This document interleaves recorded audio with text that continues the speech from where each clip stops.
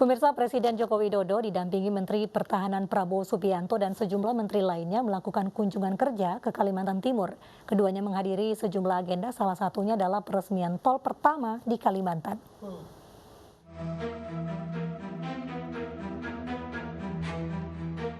Presiden Joko Widodo didampingi Menteri Pertahanan Prabowo Subianto, Menteri PUPR Basuki Hadi Mulyono, serta Panglima TNI dan Kapolri meresmikan tol pertama Balikpapan Samarinda seksi pertama dan kelima.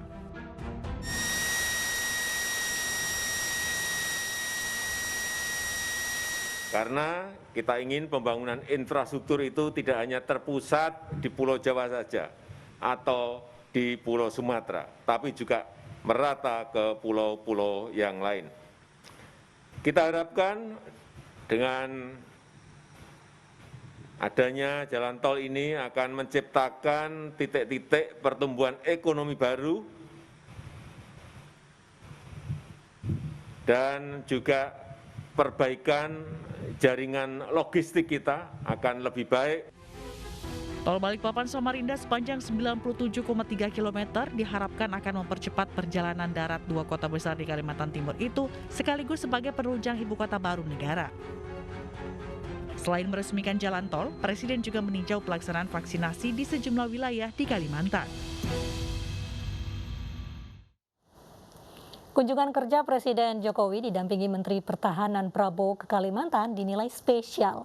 Pasalnya di Jakarta juga terjadi pertemuan Sekjen PDI Perjuangan Hasto Kristianto dan Sekjen Gerindra Ahmad Muzani.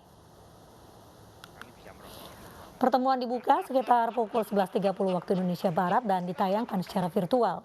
Dalam pertemuan, Hasto didampingi sejumlah pengurus DPP PDIP, begitupun Sekjen Gerindra juga didampingi sejumlah pengurus DPP Gerindra. Sesaat sebelum menutup sambutan, Hasto mengungkapkan salam dari Megawati untuk Prabowo. Nama Prabowo, Puan, sempat disandingkan akan berpasangan pada pemilihan calon presiden pada 2024, namun Hasto mengaku pertemuan hanya sebatas silaturahmi, tidak ada isu-isu spesifik yang dibicarakan.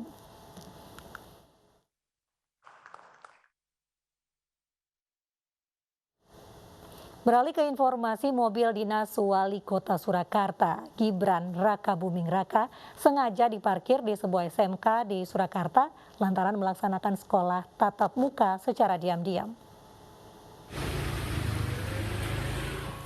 Wali Kota Surakarta, Gibran Rakabuming Raka mengatakan tidak akan mengambil mobil dinasnya sebelum dugaan pembelajaran tatap muka diusut tuntas. Putra sulung Presiden itu menegaskan hingga saat ini Surakarta belum mengizinkan sekolah untuk menggelar pembelajaran tatap muka. Lagi saya tahu semuanya dari pihak SMK 2 ya, SMK baru 2, pasti guru-gurunya, kepala sekolahnya pasti bersemangat semua untuk PTM. Tapi jangan sekarang, kita kejar dulu vaksinasinya. Kita minta dulu izin ke orang tua muridnya, boleh enggak anaknya dikirim ke sekolah, itu loh yang penting. Jangan jalan sendiri-sendiri, jangan mengeluarkan aturan tanpa koordinasi dengan kita.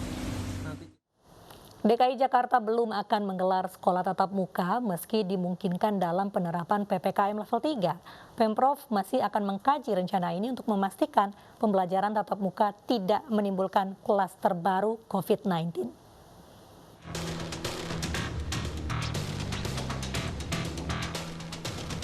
Penurunan PPKM di Jakarta menjadi level 3 membuka kesempatan untuk pelonggaran aktivitas masyarakat. Salah satunya sekolah tatap muka yang bisa digelar dengan sejumlah persyaratan. Meski demikian, Pemprov DKI Jakarta tak ingin tergesa-gesa memulai pembelajaran tatap muka. Wakil Gubernur DKI Jakarta Ahmad Riza Patria menyatakan pihaknya masih akan mengkaji rencana ini untuk memastikan sekolah tatap muka tak menjadi klaster baru penyebaran COVID-19.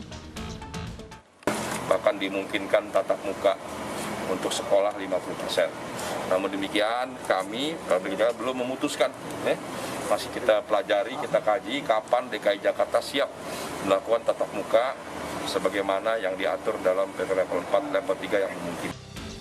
Dalam Inmen-Dagri nomor 35 tahun 2021, wilayah dengan PPKM level 3 dan 2 dapat melaksanakan pembelajaran tatap muka dengan kapasitas maksimal 50%. Sementara untuk pendidikan anak usia dini, aturan kapasitas untuk pembelajaran tatap muka lebih sedikit, yakni maksimal 33% atau maksimal 5 peserta didik per kelas. Tim Liputan iNews melaporkan.